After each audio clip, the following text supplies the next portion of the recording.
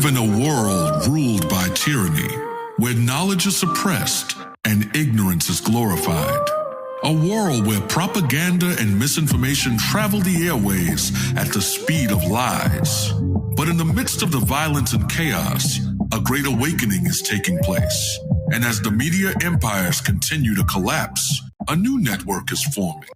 A network of truth, a network of courage, a network of awareness. Peace and greetings.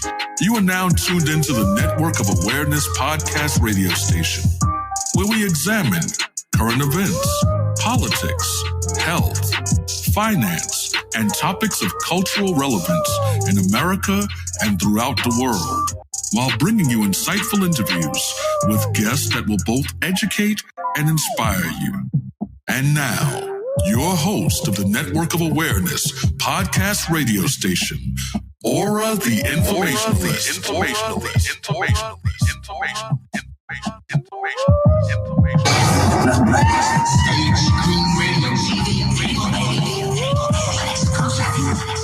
Please just tell me what's happening to me in plain English without the mumbo jumbo.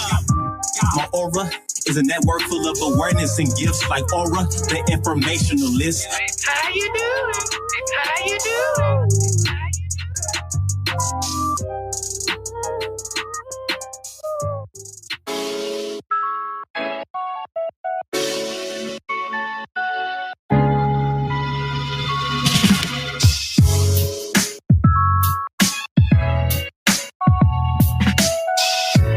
Peace and greetings, brothers and sisters from around the world. You're now tuned in to the Network of Awareness. I'm your host and founder of the Network of Awareness, or the Informationalist. And today's show is an installment of the Truth Seekers Series. And I have a great guest that I'll be bringing on in just a moment. And for those that are viewing this on YouTube, you already can see her. And for those that are listening in, her name is Alyssa Sullinger. And, what we're going to discuss today with Alyssa is about setting boundaries. So, boundaries and barriers is today's episode. And let me tell you a little bit about Alyssa before we bring her on to the show, so you can get to know what she does and, what she's all about. So Alyssa is a licensed professional counselor turned entrepreneur. And after creating the Physio Life Transformation Program, which shows high-achieving professionals how to unstruck themselves from the hold of anxiety and walk them through how to build a life that is aligned with their values, purpose, and goals. She is serving in mental health for over 7 years, and Alyssa noticed patterns across different clients whose stories and pains point out to vary from one another, but all led her back to the same underlying causes of what she recognized in her clients, and that is that it's a broken foundation that kept them in the same self-sabotaging patterns. By the way, she knows a lot about narcissism too, just to let y'all know. Showing up to her therapy each week with the little improvement to show for it. So what Alyssa did is that she believes that although talk therapy is helpful and healing in its own right, transformational healing that goes from survive to thrive happens beyond 50-minute sessions. And Alyssa believes that facilitating change begins with a positive support system, as well as in aligning the body, mind, and spirit, focusing on mind-body connection and healing the nervous system. So, brothers and sisters, I hope that you enjoyed this episode on boundaries and barriers. And Alyssa's going to give an in-depth look on how we go about setting boundaries and some of the barriers that we put up due to trauma and many of the other things that we experience, that's like post-traumatic stress and anxiety and many of the other low-level emotions and vibrations that keep us stagnant and doesn't help us in progressing in our lives. So, without further ado, let's bring on Alyssa. Hi. Thank you for having me. I'm super excited about this today. Me too, because you and I had a very extensive conversation about a lot of different things. And I'm very excited to have you come on board, for this episode, which, we're going to have you come back because, you and I got to do a narcissism episode, narcissism series for sure. That's like must. But what we're going to talk about today is some of the work you do, but also about setting boundaries, because this is something that you really specialized in, right? But before we get into that, Alyssa, I just want the listeners to get to know you just a little bit more and hear it from you. What compelled you to get into this work? And was this something that you always wanted to do when you was a child? And if you could talk about that.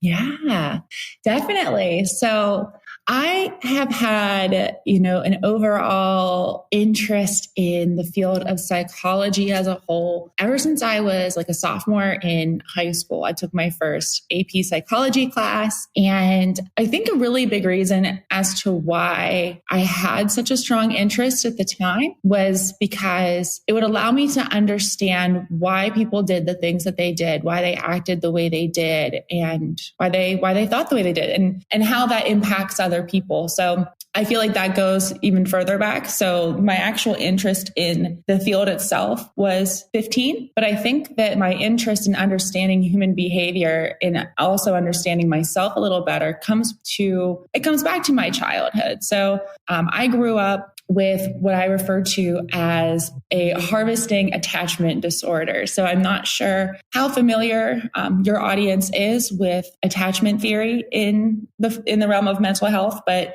pretty much attachment theory is about how our original caregiver relationships were formed, what those looked like, what we were taught about the concept of love at a very young age. And then that goes into adulthood with us. And that's how we, on an unconscious level, choose our romantic partners, choose our friendships. We're kind of reenacting some of those roles, right? So I grew up with what I would refer to as an anxious attachment. So there's secure, there's anxious, and there's avoidant. And so I know we're not talking about narcissism today, but a lot of people who have a narcissistic personality are By the way, going to if have you want to talk avoidant about narcissism a little bit, you can. Feel free. The narcissism discussion is always welcomed here. Perfect. Right? It's almost hard not to talk about it sometimes because narcissism can really come into anything, especially when we're talking about our relationships with other people or even our own, narcissistic tendencies. Everybody has something.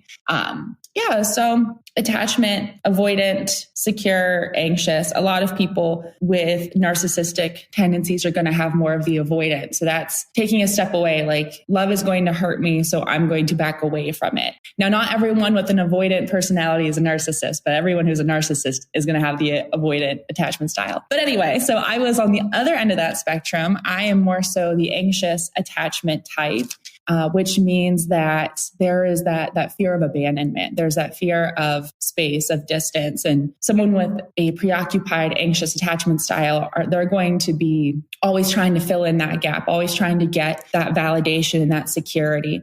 So the reason why I feel that I had grew up with that sort of attachment style was just because of the nature of some of the chaos in my house growing up. And, all of us had chaos. No childhood was completely unscathed. And that's not necessarily to even criticize parents. Everyone is just a human being, parent or not, trying to do the best with what they have. And so there's a lot of grace involved, but we know that that's okay still to admit what that looked like and how that actually impacted us. So whenever you grow up with an anxious attachment, typically there's going to be some sort of chaos or some sort of walking on eggshells, a little bit of inconsistency in what that relationship looks like with the caregiver. For me personally, my parents went through a pretty nasty divorce. They couldn't really handle their own emotions, let alone mine. And I was always naturally a very emotional, empathic, sensitive sort of person. And so even at a very young age, I wanted to almost take on that caregiver role for my parents and try to be that emotional, like that solace for them. But in the process of that, my emotions weren't always validated. So I grew up telling myself that I had to put other people's needs ahead of mine because that's where my value and my worth came from. And that I should not always believe my own thoughts, that I'm not worthy worthy of validating my own emotions. So validate other people's emotions, but not validate my own. And you can see how that can become a recipe for disaster. So that's whenever you are more likely to attract people with that avoidant attachment or the narcissistic tendencies. And that was my most popular, type of man to attract. So it was always me trying to do better, trying to do more, or show them how their behavior was hurtful. But by doing that, it almost just kind of creates like this dance between empaths and narcissists.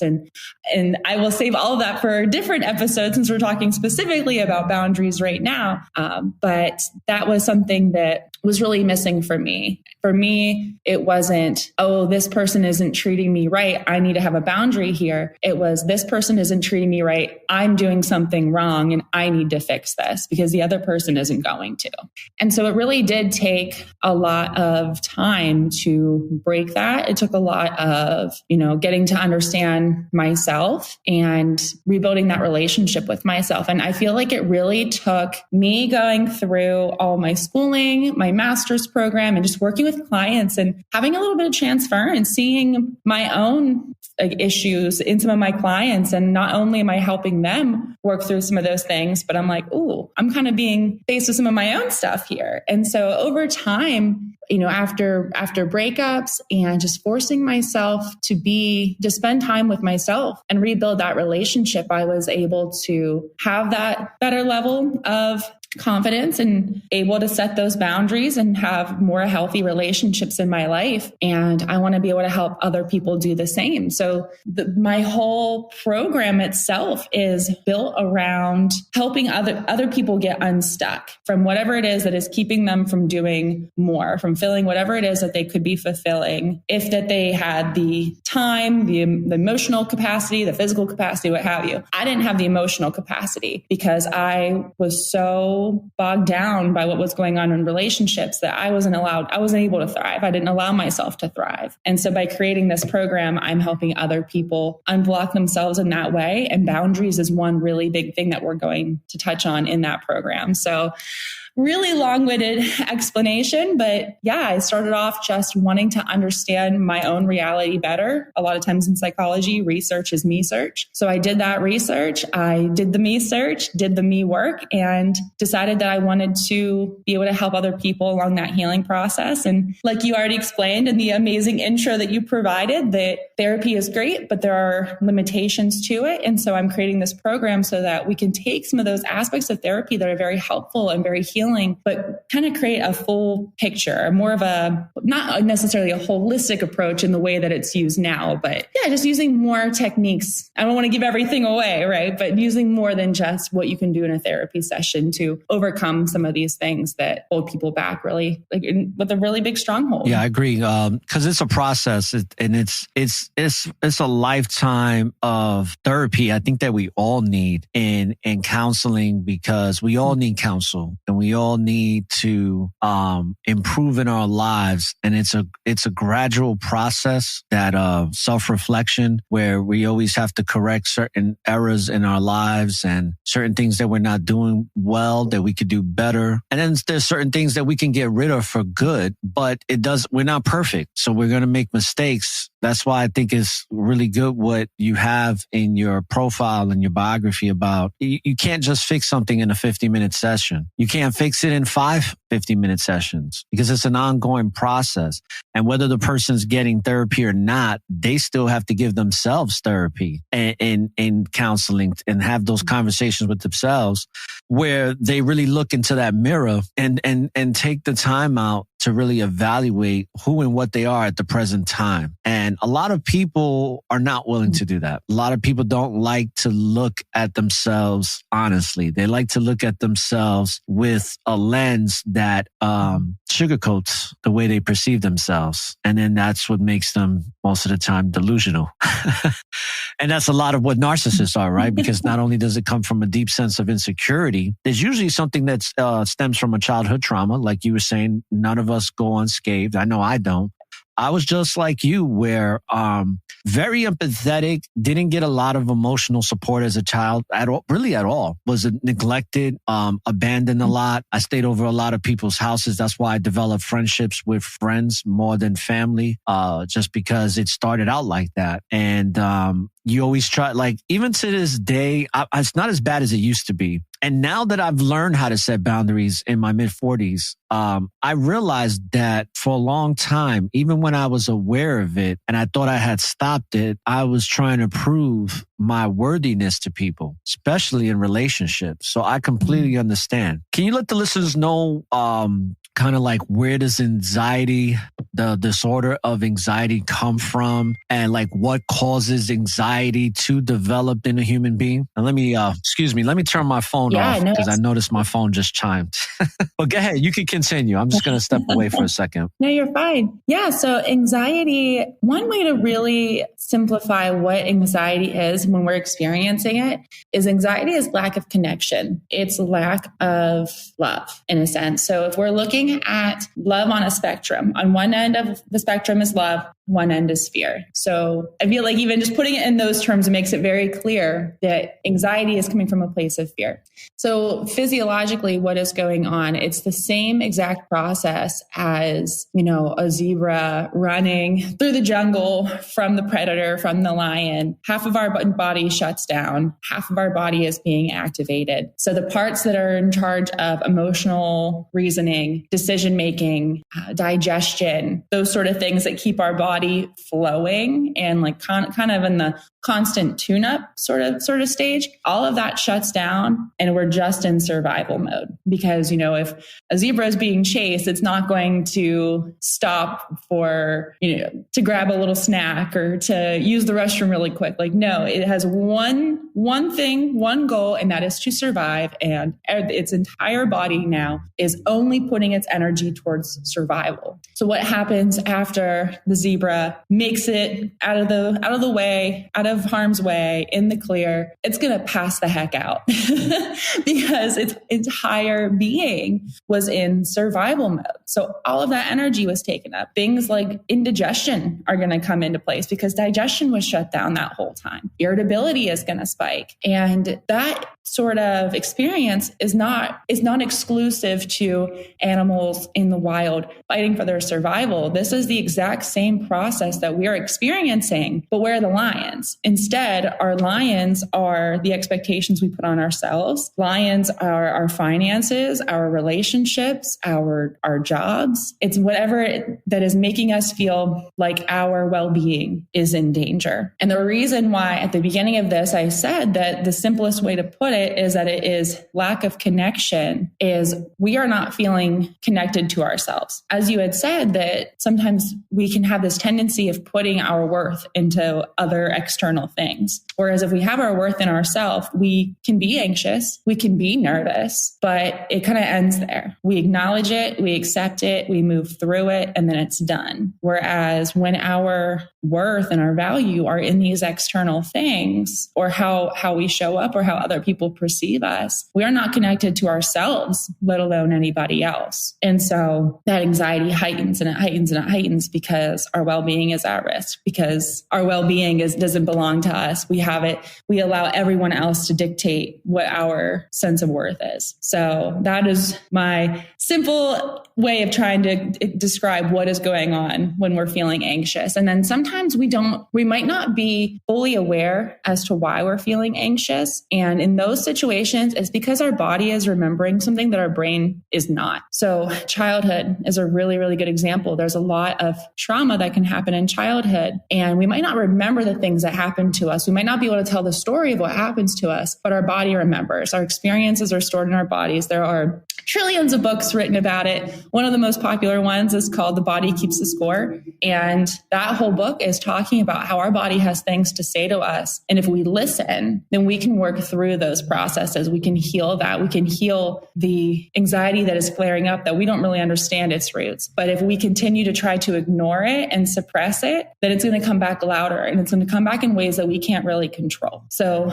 like IBS. anger outbursts, addictions, things like that are our ways of trying to suppress that silent alarm that's going off in our bodies rather than acknowledging it. Now, when you say IBS, you're talking about irritable bowel syndrome? Okay. Yes. You know where I first learned that word?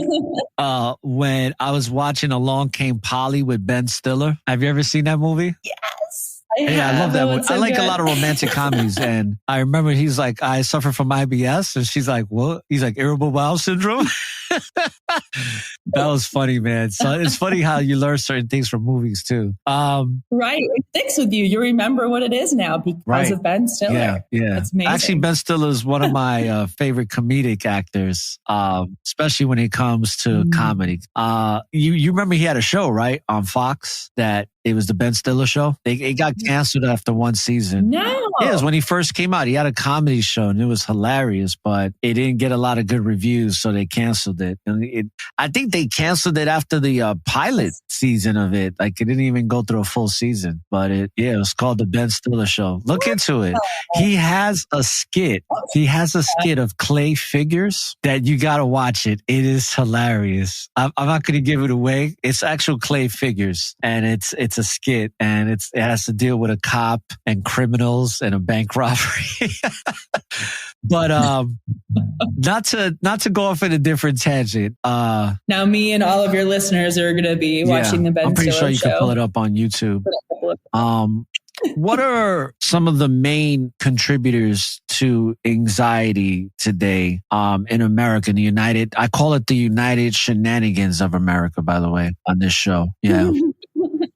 I love that. Oh, so there are a lot of contributors to anxiety, which is, shameless plug, a big part of what my program is about is, tackling all of these different things that contribute to anxiety. But I will say that I feel that one of the biggest contributors to anxiety in 2023 in America is just the societal glorification of burnout. We are in a society where if you were to walk up to, your boss or your coworker in the office and be like, yeah, man, I left at 5:00 when we were supposed to. I went home. I got 8 hours of sleep and, did some self-care. People are going to look at you like you're overindulging when really that's what it's supposed to be. We're supposed to be well rested. We're not supposed to be, we glorify like my blood is made of caffeine. My iced coffee is my lunch, you see that kind of stuff everywhere and it's so glorified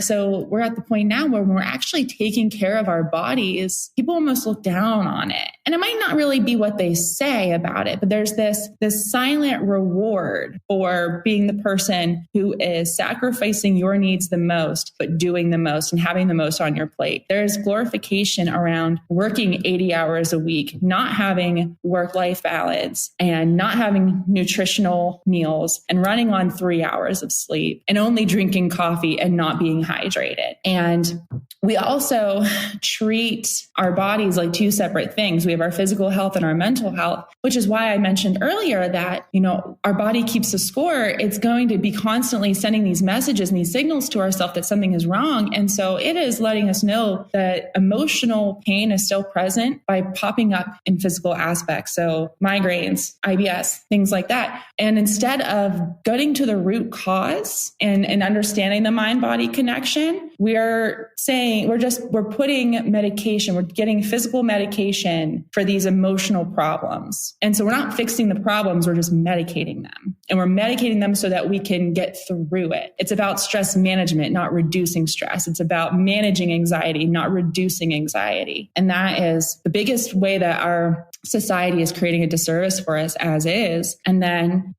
honestly, maybe, I don't know, maybe I'm a little biased because of this conversation that we're having, but not necessarily, but another aspect is boundaries, right? Because it's considered selfish to say, no, I have too much on my plate. I need to take care of what I need to first. I need my cup full before I pour into someone else's. And there's a lot of shame that can come from having boundaries. And sometimes that's external. Sometimes that's the shame we just put on ourselves. More often than not, it's internal. But I would say that those are the two biggest things. If we can have boundaries and if we can be fueling our machines so that they're running properly, that would give us a huge leg up on anxiety. But we're stuck in this culture where we don't do any of that. Wow, you said a lot there. Yeah. Yeah.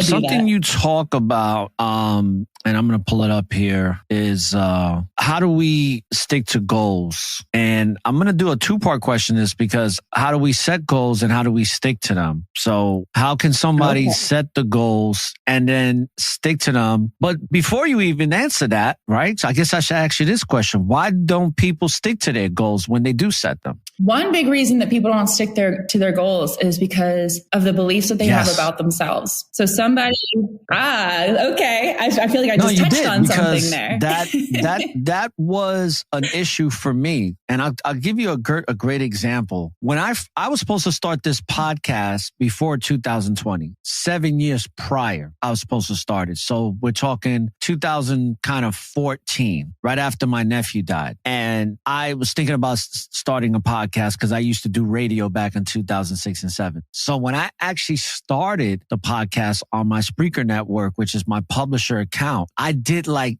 5 to 7 episodes. And every time I finished them, I scrapped them. So it was like I would pre-record on the studio app that I had at the time through Spreaker. They give you a free studio app. I recorded it and I was like, that's not good. I recorded another one like, And then I started battling with that self-doubt of who's going to want to listen to me, which was crazy that I even thought like that. But it just goes to show where my mind was at because I had such a low perception of myself, even though I present myself to people as super confident, that sometimes people misconstrued and take as being conceited or being like thinking highly of myself. But what was interesting is that I didn't actually put out an episode until June. And it's when I first actually put my first episode was released on June 9th, where I finally said, I set these goals and I'm over here falling back on them. And then I finally did it. And the reason why I laughed is because it's one of those things where, when we're setting goals, it sounds so good when we create when the idea comes to mind, right? And we're like, I want to do this. I set a goal to do this. But then when it actually comes to the work, that's the real challenge. And a lot of us get afraid from the goals that we set,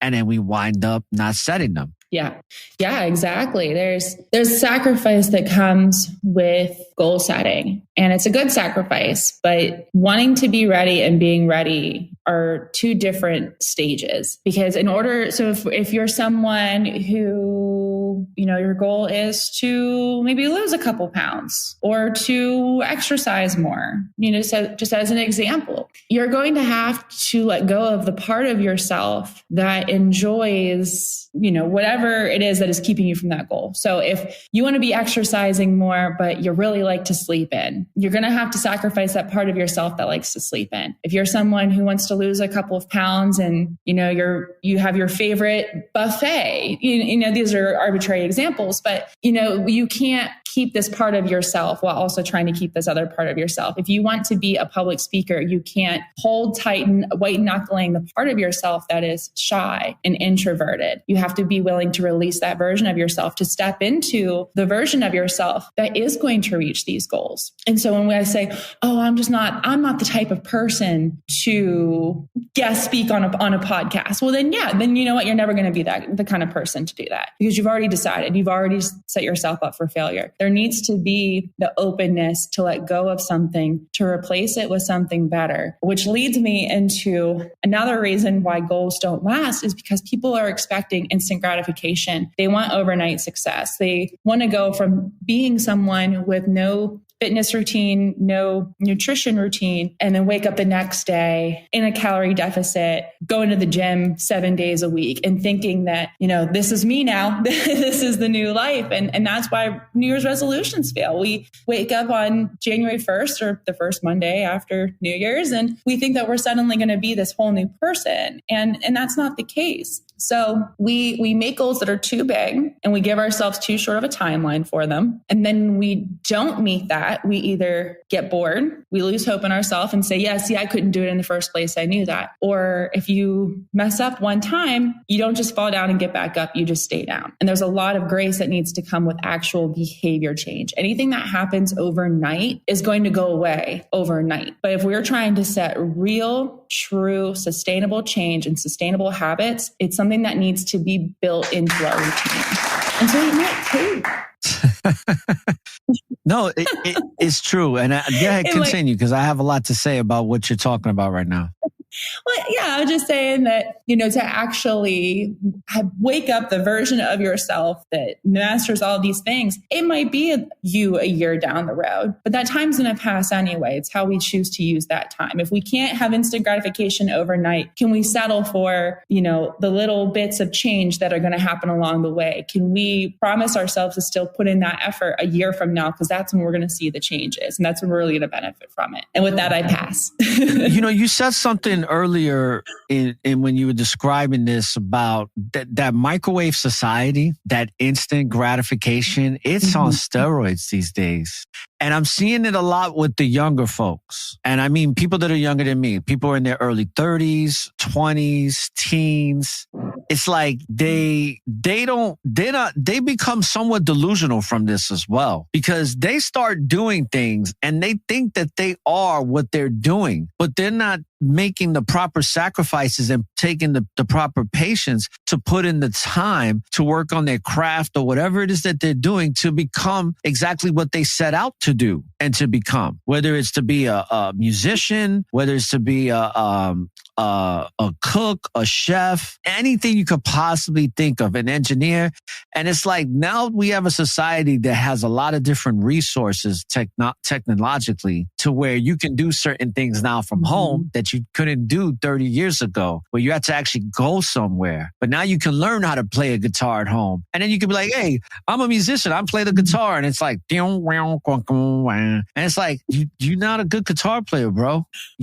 And they're like, but yeah, I play the guitar. I just put out like 3 albums. And you're like, those 3 albums suck, bro. Like that's not really playing the guitar. You're not really going about what you set out to do the right way. Then they'll actually see a real guitar player. And if they're honest with themselves, because a lot of these people are delusional, they'll actually see a guitar player and be like, that's when they have to have a come into Christ moment where it's like, oh, I'm not really a good guitar player. I'm not really a guitar player at all. Because then they see what a real guitar, but what they also, and this is the problem with the microwave society of today, is that we glorify people's stories, especially when it comes to celebrity, which I don't believe in celebrities. I don't think that somebody should be praised because they know how to dunk a ball into a basket or because they can sing really good. Because there's plenty of people that can do these things, that it's just a skill set. Doesn't mean that we got to venerate these people for that. But when it comes to what I'm talking about, people don't have the patience to really pursue what it is that they're doing. And what happens is when they glorify these celebrities, they're not showing you the backstory of all the things that they had to go through in their life in order for that stuff for them to get to the level that they're at. They don't show you all the failure, because that's what people really have to understand, is that we're going to fail. When we set goals, we fail on the quest to achieving the goal.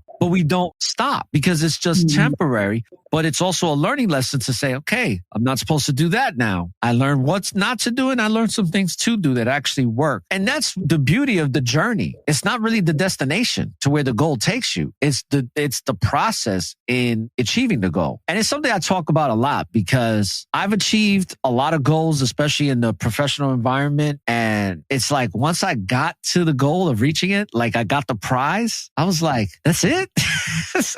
And then I was just like, I had more fun trying to reach the goal than actually attaining the goal. Because trying to reach the goal was what really built me up to become a person that could set another goal, opposed to just reaching the goal and saying, okay, now I'm ready. Now I'm good. Now this is because I've met this goal. I'm everything that I need to be, how old I am. And it's not like that. It's actually the other way around. And it took me a while to learn that. But once I did, it's just like, I appreciate the experiences now. I appreciate, this is why I call it network of awareness, because it's all about being aware aware of your experience as a spiritual being having a physical experience instead of the other way around.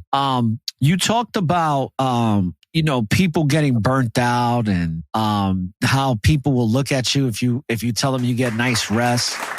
And here in the United Shenanigans of America, it's all about the grind. We got to grind it out. And there is truth to that. Yep. But there has to be balance. Mm-hmm. Because if you grind it out 24/7, you're going to get burnt out. I've even experienced it with my podcast where I was starting to get burnt out because I was grinding so hard. And I had to learn how to maintain, and I'm still learning, to be honest with you. Even with these interviews sometimes, like I've been telling people I'm going to be doing like 2 interviews a week now, because doing interviews, sometimes I'll do 3 interviews in a day. And that really wears on me because I have other stuff I have to do. And then next thing you know, I'm just like exhausted, like if I ran a marathon or something. Right. Let's talk about how can someone set goals that they will stick to? Because that's a question that you have here. So let's talk about that. How can somebody actually set a goal that they can stick to where the anxiety doesn't interfere with them achieving their goals? Yeah.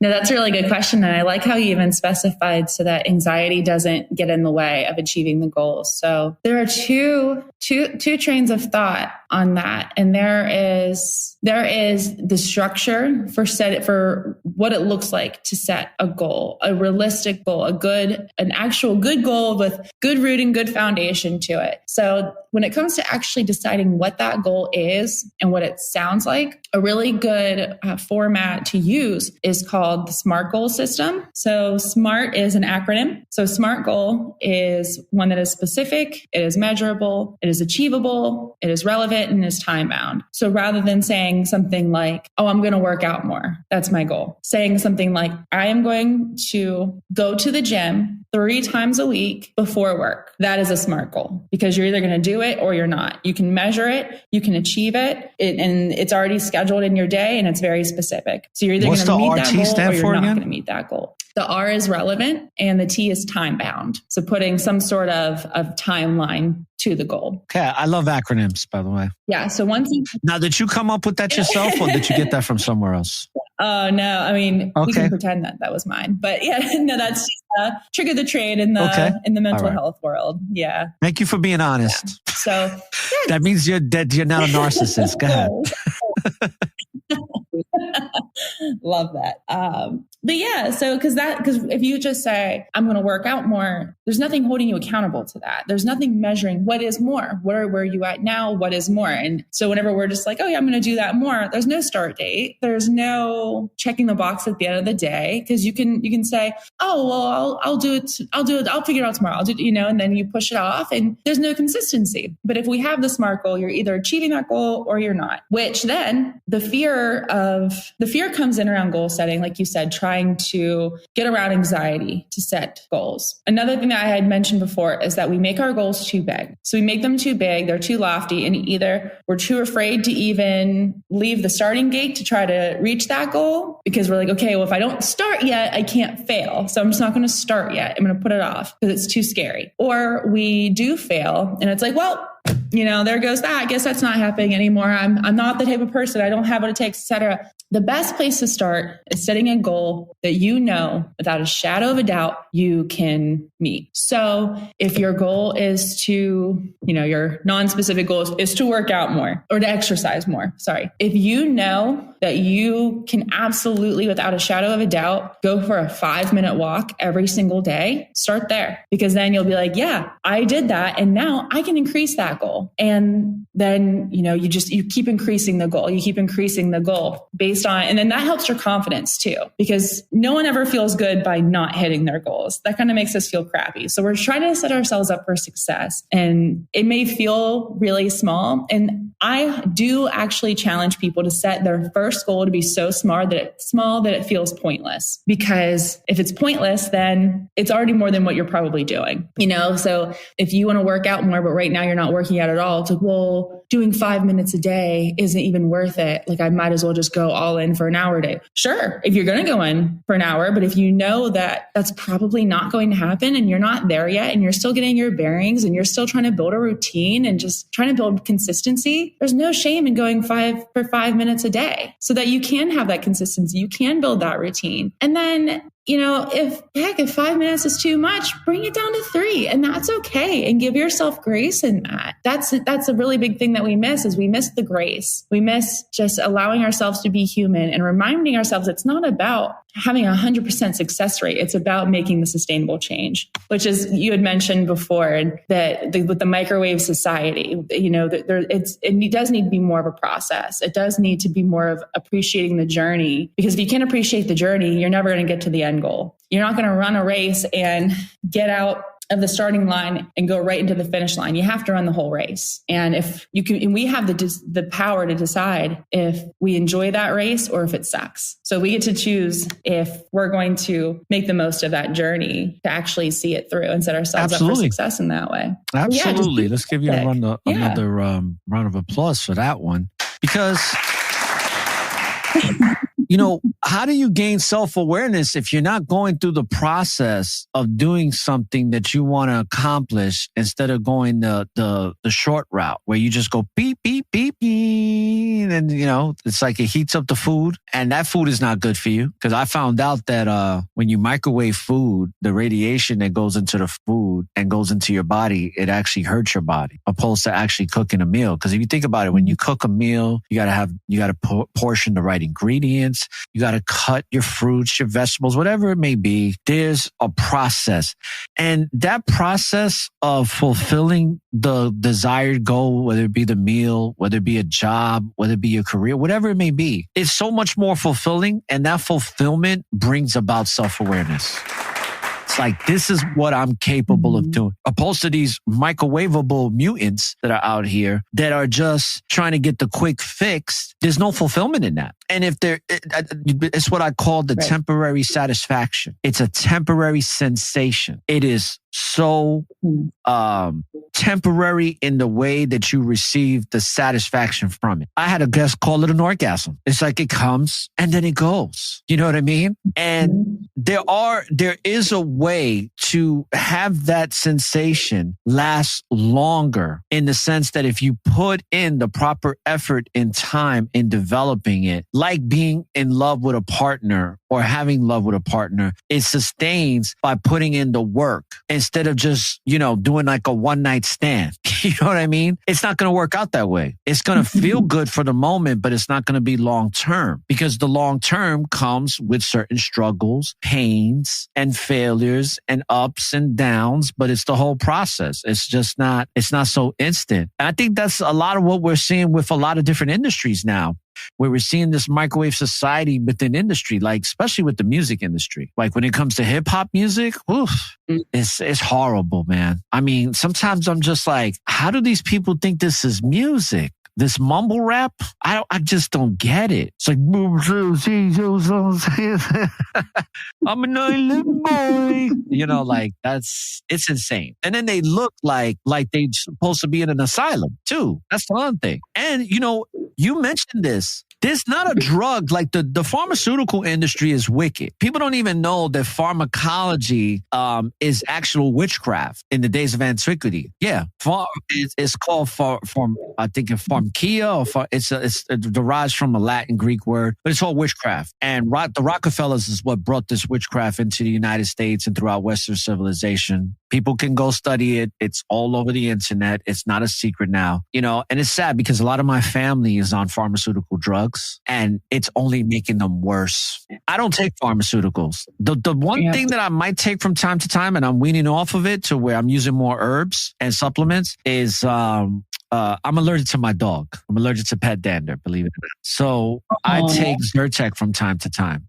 But it's a quick fix. And the only reason I take it is because it doesn't make me drowsy. Because if it made me drowsy, I would try to find another way. But mullein is a good herb. But this whole thing with the pharmacy that you mentioned, like, how can you treat something that's emotional, psychological with a drug? It doesn't even make sense. But this is the nonsense that goes on in the United Shenanigans of America. And this is why I love what I do, because my show is all about exposing the lies. Having you come on here is exposing lies, so that what you're doing, Alyssa, is you're exposing lies so you can help people understand the truth. And it sounds like, and correct me if I'm wrong, but I think that's what you do with your clients that have this perception of what therapy is. And you're like, no, therapy is something far greater than what you've been told. Let me show you, and you wouldn't be able to do that if it wasn't for your experiences as a child and growing up into adulthood and understanding that you've been lied to. These things that we think to be true are not true. So we have to better understand the lies so we can understand the truth, because most people that live lies think that their lies are true, aka, i.e. narcissism. Yeah. And by the way,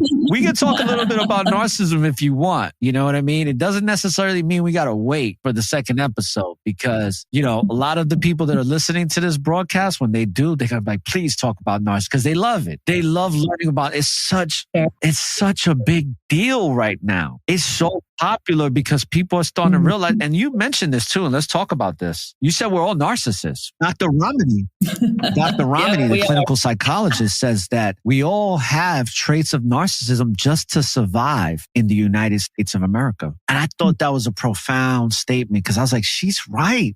We all have to go into narcissistic molds from time to time to survive this status quo society that we operate in, or at least try to, for me, because I try to function in it, because I want to separate myself from it every single day, or as much as I possibly can, so I can have peace of mind. But you have to, just to keep yourself safe from the nonsense, we have to have some form of narcissism. Do you want to talk about that? Just so you can touch on it, because we'll get deeper into it on another episode.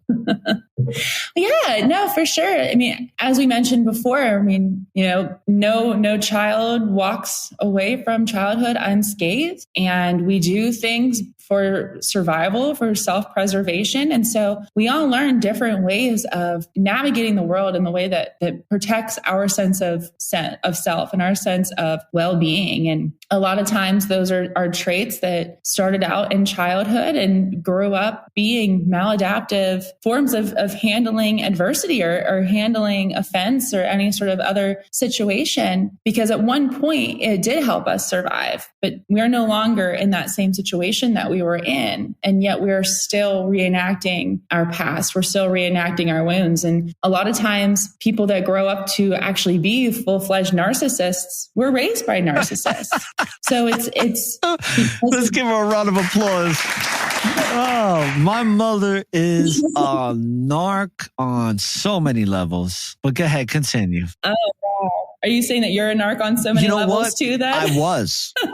Not anymore. I'm very much empathic. And I'm going to tell you something about that, because, you're laughing, but I would ask you the same question, right? Because you talked about childhood. I was. When I was in my 20s, I was full-blown narcissism, because I really only cared about money. I valued money over people. But being raised by narcissists, yes, I developed narcissistic traits. My sister is a full-blown narcissist because of her childhood and her perceptions of her childhood. Because she's one of those people that's like, you hit me when I was 5. And it's like, you 50 something years old. Let it go, man. Like, please, but that's what they'll do. They'll milk their trauma purposefully to gain, sympathy or whatever you want to call it. But this is what I'll say to you, is that at one point I was a narcissist, but I wasn't like some of these narcissists that are evil. I was somewhat manipulative. Right. I was just a manipulative person.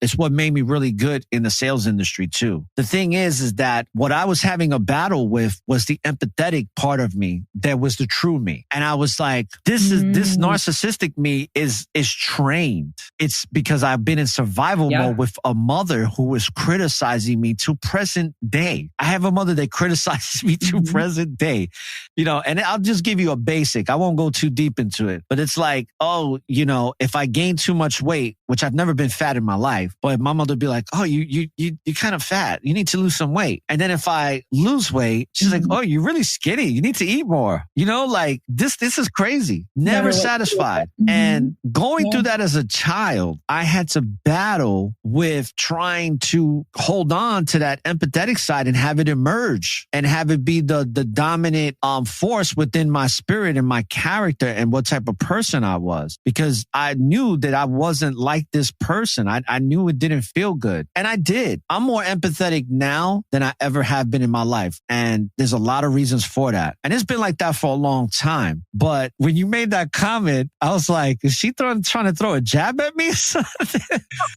And that, that could be narcissistic too. But I'm just joking with you, but I understand where you're coming from because a lot of us that are narcissistic, we have some of the worst narcissistic parents. And I know that my ex, I could tell by what she described about her parents that they were narcissistic as well, along with the aunts and the uncles and other people in the family. And, for me, if you don't get in touch with your spiritual self and pray and meditate, a lot of times you won't be connected to the empathetic person that you possibly could be. And that's what I found out about myself. I was like, wait a second, I am a pure empath. I can read energy off of just frequencies of people and in tones and stuff like that. And that's one of the reasons why I'm really good at audio engineering, is because I can pick up on certain frequencies. And I had to learn this in my late 30s going into my 40s, to where now at 45, I just learned how to set boundaries at 44 years old because I was in a relationship with a full-blown malignant covert narcissist. So yeah, that's a long-winded, that's a long-winded response to your comment.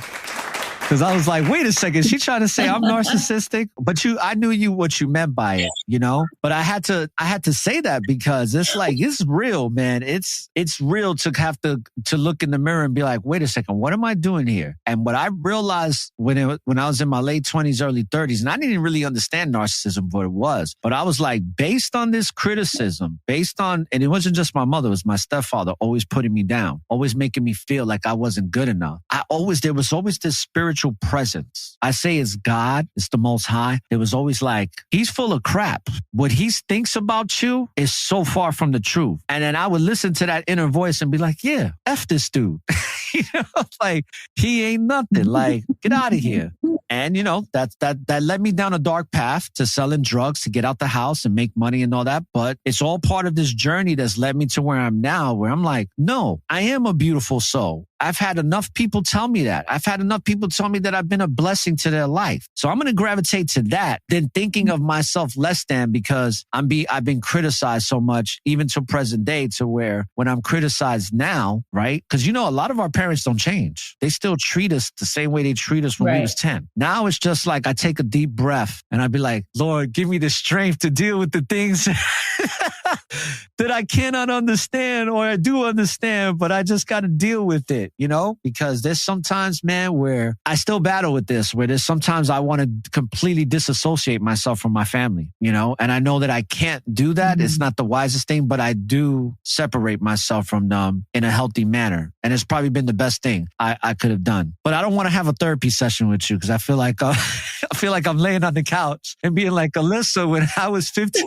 years old, my mom told me that she didn't love me. So, yeah, because how does that make me feel, right? Yeah. And it's like, I bet you if we did have a therapy session, I would probably unload, at least from the ages of like 7 to 14 years old, a ton of stuff that I can remember. But you know what? It's made me the man I am today because it makes me resilient. I excel under pressure because I've been exposed to pressure since I can remember as an early child. And that's that fight or flight where I had to fight to maintain sanity. Just like what Dr. Ramani said, we have to have forms of narcissism just to survive in this toxic society that we live in. Yeah. Yeah, no, absolutely. And to answer your question as well from a little bit ago, yeah, I mean, I definitely, and to this day, I'm sure if I were to look through, a checklist of symptoms of narcissistic personality, I'd probably be able to say, oh, I might have engaged in that one, last week whenever I fought with my partner, or, we definitely have those moments where we do kind of indulge in some of those parts of ourselves. But for me, I would say that the biggest time in my life of kind of carrying some of those tendencies with me on a more regular basis was, I don't know, like maybe high school, even like early college. I think maybe it was like that point where I was still kind of receiving some of that invalidation that I received a lot as a child. Like I said, I was a very sensitive and emotional child. So my grievances were not always met with emotional support. A lot of times it was, oh, Alyssa, you're so dramatic. Oh, Alyssa, you're so sensitive and dramatic. Oh, Alyssa. And then just me being upset would give them more fuel to make fun of me. And then of course, if someone's making fun of you for being upset, you're going to get upset. So then it was a cycle. It was like, it was horrible. And so I feel like I got to that point where I was still obviously the kid, but less of being the little kid that didn't have as much control, having more control over my environment, my social settings and whatnot. And I got to a point where I remember just being very defensive, and I would make up any elaborate story rather than just say, yeah, you know what? I was wrong, and like, I'm not even saying like I did something to hurt someone. I'm saying maybe I thought that we were hanging out on Wednesday instead of Thursday, instead of saying, oh yeah, you know what? I was wrong. I had the dates confused. I would come up with some excuse as to why it was totally valid and understandable for me to get those dates wrong. And it sounds so silly. And it is. It's so silly. And especially now I feel like I've gotten to a point in my life where whether it's something as trivial as that or actually like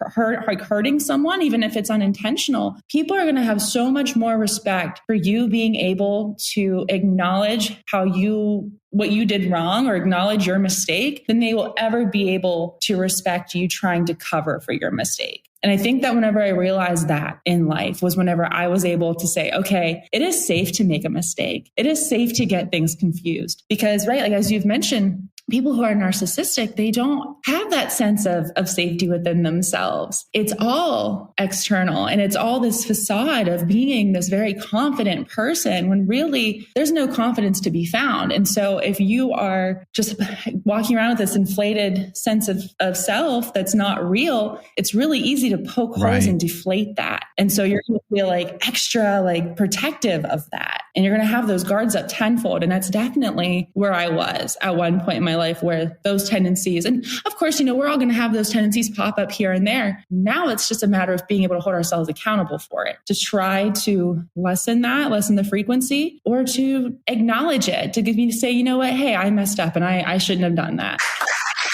And that's what makes the difference between making a mistake and being narcissistic. Boy, I hope people are taking notes on this one, because you're hitting on so many different things that people really need to process in their minds and pay heed to the message and start applying it, because accountability is a huge thing. It always has been, but it's more important now than ever because we live in a society where there is so much lack of accountability. There's so many excuses. And that's what a lot of narcissists do. They'll give you an apology with an excuse. Or I'm sorry that you feel this way. I'm sorry that you feel this way. But, and I had to respond to a narcissist like this. That a narcissist accused me of something that I didn't do to them. And just to shut them up, I was like, listen, I'm sorry you feel that way. I'm sorry you think I did this to you. So I had to hit him with narcissism. Right. I had to hit him with the I had to clap back with a little bit of narcissism. And I wasn't even trying to. Oh, yeah. Yeah. I wasn't even trying to deliberately do it.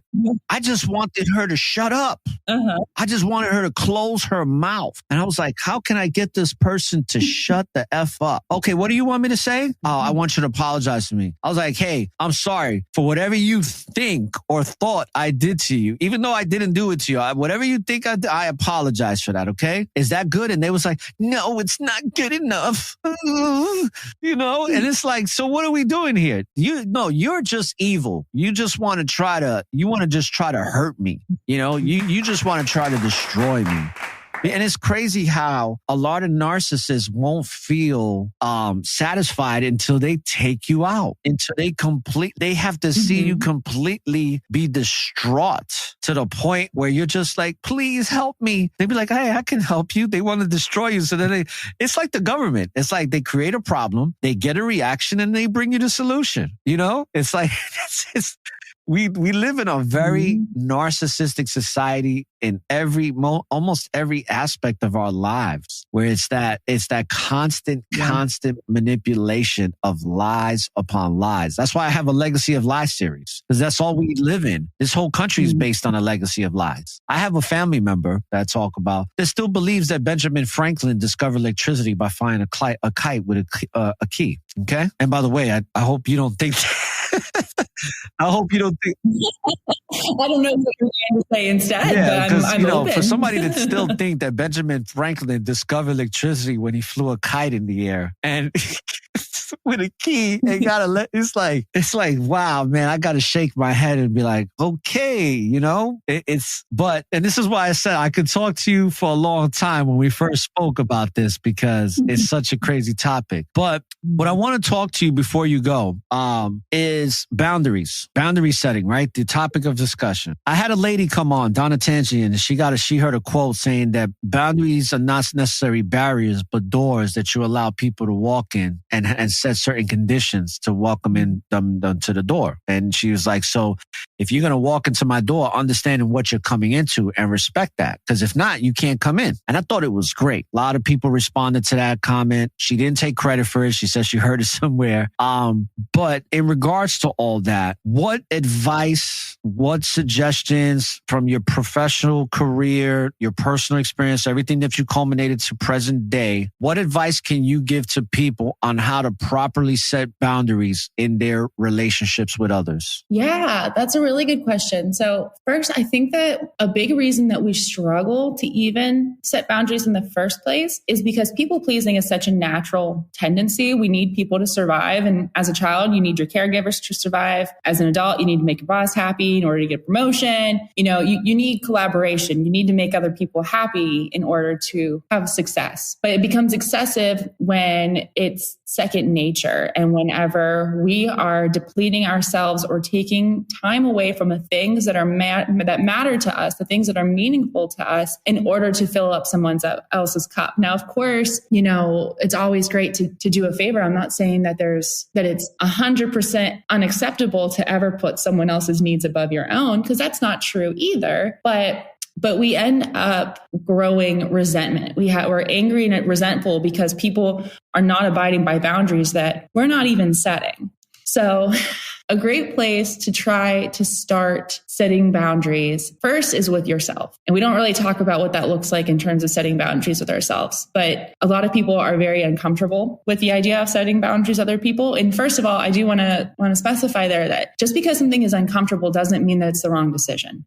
But I feel like there's so much that we can say about how to set appropriate boundaries. And I feel like a lot of people also, they set boundaries if it's okay with the other people, which then you're not setting a boundary. You're just throwing out, a suggestion like, I don't want to talk about this topic anymore if that's okay with you. It's like, well, you're not really setting a boundary. A boundary needs to be followed through on. And whenever we're not following through on a boundary, then people aren't going to respect that boundary. And then that's whenever we're not being consistent and we're resentful and we're just having a lot of issues in our relationships. And like you had mentioned with that quote, that boundaries isn't about keeping people out. It's about having rules of living and rules of what it looks like to be a part of our environment. So, and setting boundaries is not to change someone else's behavior. Boundaries is holding ourselves accountable to a way of living. It's our way of showing ourselves respect and holding our own behaviors accountable. And we just respond to others. So rather than saying, hey, don't talk about that in front of me, you can say,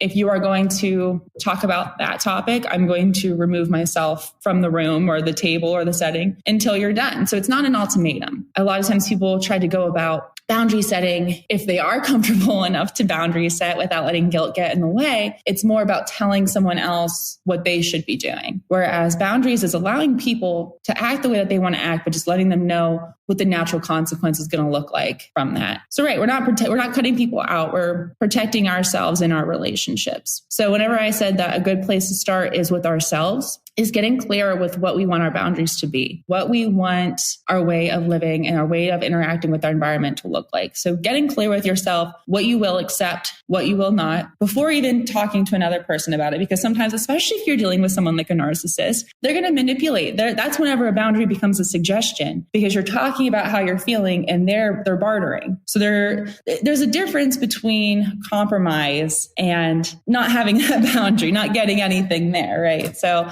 getting clear on what you will accept and will not accept before even having a conversation with someone else. Because it doesn't have to do with anyone else. It doesn't matter. It doesn't matter if it's the neighbor across the street or your friend from work. But whenever we try to personalize our boundaries, that's when they get a little bit more gray, especially if we're dealing with people that are boundary pushers. So a really good place to start is just asking yourself where boundaries are missing in your life. And is that how you're spending your time? Is that how much time you're spending on your screen rather than actually having a good bedtime routine? You know, where in your life can you use boundaries for yourself and hold those boundaries for yourself? And then when you get more comfortable with setting boundaries and abiding by those boundaries, then it gets a little bit easier to set boundaries with other people and abide by those boundaries. So I'll take a break because I know I'm saying a lot already. No, that's it. That's great. So let's wrap things up. Any final comments, and you can take as long as you want for this particular show on boundaries and barriers. Yeah. So the last thing that I would add in terms of setting boundaries is one place where we really do struggle with setting boundaries is not one place, I guess, but one barrier, I mean, is guilt. So like I said, we can acknowledge the discomfort and we can feel the empathy for someone else. So example, maybe you typically travel home for the holidays, but this year you're not going to be able to swing it. You know, you can show empathy and understanding to your parent that they're disappointed that you're not going to be able to make it. And you can offer to make it right in some way that works for you, but don't allow guilt to bring you to make you go back on that boundary. Like I said, discomfort does not mean that we're making a wrong decision. I feel like we've gotten to a point in society where we started to program ourselves just to think if something is uncomfortable, then it's wrong. And that's not true. And so whenever we kind of get into that place of feeling guilty and trying to remind ourselves that we should still progress on anyway, that comes down to our why, our vision, our goals, our value, our purpose, whatever it is that is the foundation of wanting this behavior change. We got to remind ourselves why we're doing this in the first place. And that is going to fuel that motivation to keep the boundaries up, even whenever guilt gets in the way. And the more that we just practice setting boundaries, the easier it gets. So it can be a really small boundary. It's okay. Same with the SMART goals we were talking about before. It doesn't need to be, I'm going to work out 7 days a week for an hour. It can be, I'm going to walk around the block for 5 minutes, 3 days a week, because that feels like a really good place to start that I'm going to be able to keep up on. Boundaries is the same way. Find a boundary that feels comfortable to set right now, and just keep exposing to boundary setting until it becomes more of a practice. All right. Yeah, that's all I've got. Okay. Well, I want to thank you for coming on to the show, and looking forward to having you come back so we can do a full blown narcissism show. And thank you for coming on.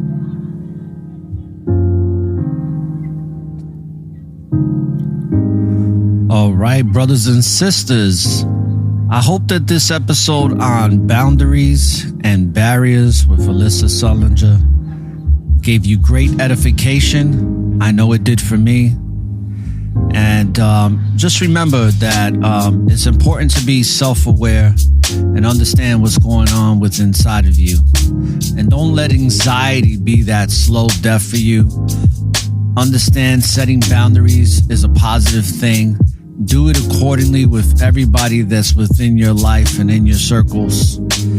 And also to have the proper barriers when necessary so that people can't intrude on your blessed life, and keep it that way.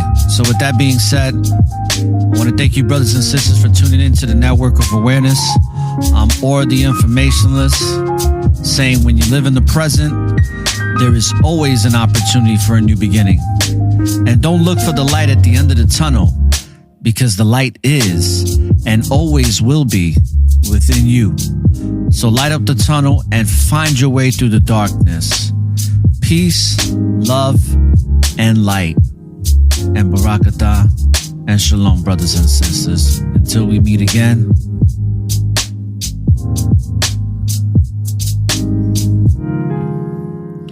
all praises to the Most High.